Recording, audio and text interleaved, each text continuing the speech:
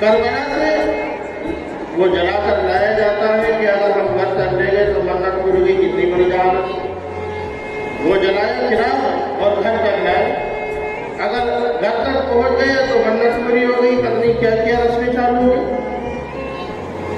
اتنی خلافات چالو ہو گئی۔ کہاں سے آئی؟ یہ اس وجہ سے آئی کہ ہم نے روک ٹوک بند کر دی۔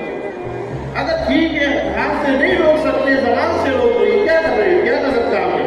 کم سے کم انسان کو شرم محسوس ہو۔ اور اگر نہ ہاتھ سے روک سکتے نہ زبان سے روک سکتے تو سب سے ایمان کا سب سے کمزور درجہ جو ہے وہ دل میں برا ہے۔ ایسا نہیں کہ ہاں یہ بات غلط ہوئی لیکن دیکھا کہ وہاں شریک ہو گئے۔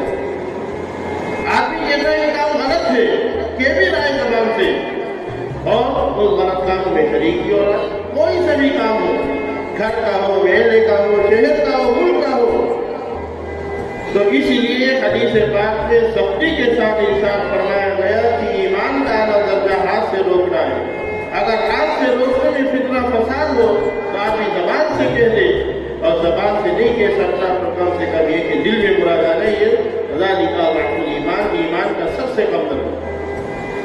آج تو آدمی دل میں بھی برا نہیں جانتا ہے، چاہے اس کو اپنے بارے میں جانا ہے، اپنے کام میں جانا ہے، یہ بات نہیں کرنی، یہ بات نہیں کرنی۔ جہاں بھی کوئی غلط کام ہوتے وہ دیکھو۔ حضرت عمر بن خطاب رضی اللہ تعالیٰ عنہ جنہوں نے آدھی دنیا سے زیادہ پر حکومت کی، اسی محرم الحرام کی پہلی تاریخ میں ایک شخص نے ان کو شہید کیا، وفات ہوئی۔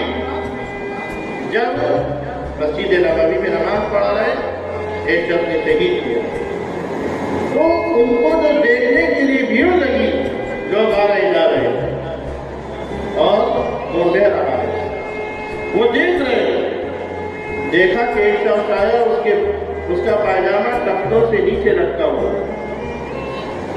فرق کہنے لگے اللہ کے بندے اللہ سے ڈر، کل قیامت کے دن تیرے ٹخنوں کو جہنم میں جلایا جائے گا۔ یعنی اپنی تکلیف میں، لیکن اس تکلیف کو بھول کر کہنے لگے کہ جو سنت کے خلاف چل رہا ہے تیرے ٹخنے پر قیامت کے دن اللہ تجھے جہنم میں تیرے ٹخنے جلائے گا۔ کیوں؟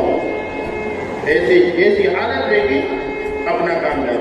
تو آدمی ہاتھ سے روکے، زبان سے روکے، اور ادنا درجہ ان کی دل میں برا جانے، ادنا درجہ ہے۔